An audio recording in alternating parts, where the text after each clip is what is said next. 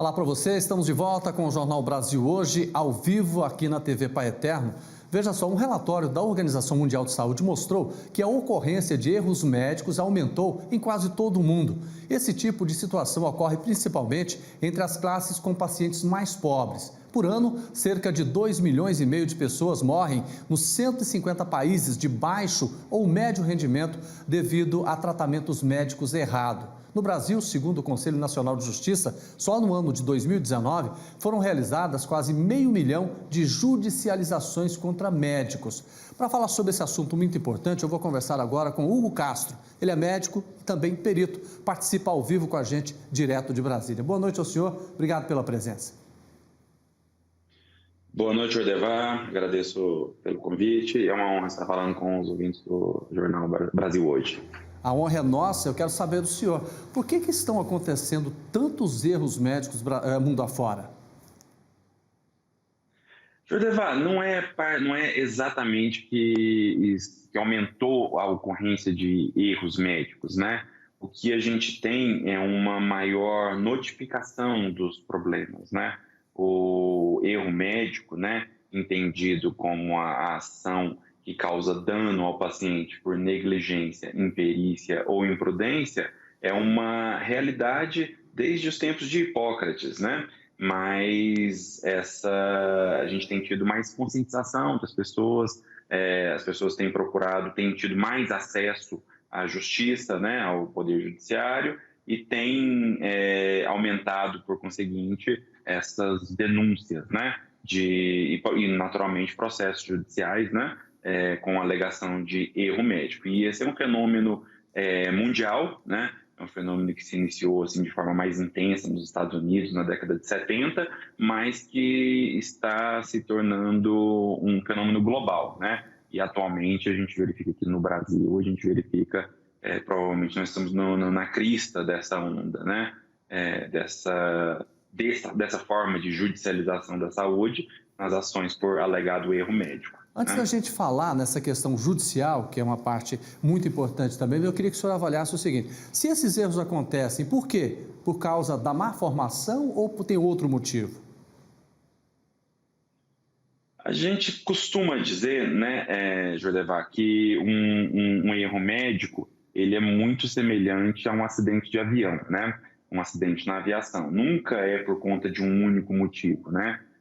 Geralmente, quando chega a acontecer o dano ao paciente em função de uma ação errada da equipe médica, né, da equipe profissional de saúde, geralmente você identifica uma série de infrações, né, desde um diagnóstico que não foi adequadamente realizado, um médico que às vezes não teve o tempo adequado para fazer uma entrevista, um exame físico apurado, às vezes a falta de condições mínimas, né, para a realização de um diagnóstico ou uma intervenção cirúrgica segura, né, e muitas vezes uma questão cultural, né, mas ao contrário do que acontece na aviação, né, quando acontece o chamado erro médico, existe uma tendência, o médico e os profissionais de saúde de maneira geral não são preparados para lidar com o erro médico, né? E existe uma tendência de estar empurrando, né, para debaixo do tapete essas ocorrências, né? Muitas vezes a família ou o próprio paciente